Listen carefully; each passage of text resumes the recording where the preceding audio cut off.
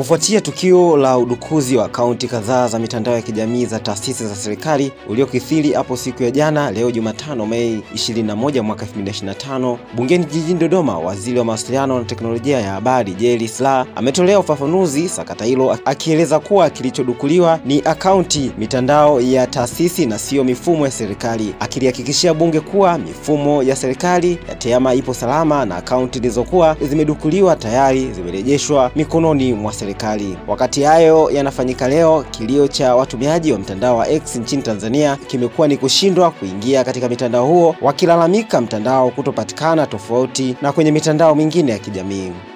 Mheshimiwa Naibu Spika, naomba kulithibitishia bunge lako kwamba serikali kupitia TCRA inasimamia usalama wa mifumo yetu na mifumo yetu ipo salama salmin. Siku ya jana, peji za mitandao ya kijamii chache 2 za taasisi za serikali zilipata kuingiliwa. Na tunaposema akaunti ya mtandao wa kijamii sio mfumo pasee wa TEHAMA wa taasisi ya serikali. Ni akaunti ambayo hata mimi na wewe tunayo, ni akaunti ambazo taasisi hizi kupitia maafisa wake, wengine wa ngazi za chini, wanaweza kutumia hata simu ya mkononi kulogin kwa ajili ya kufanya habari mbalimbali za taasisi. Kwa zile taratibu zao za kiusalama zilikuwa si thabiti na ikasababisha kuweza kuingiliwa.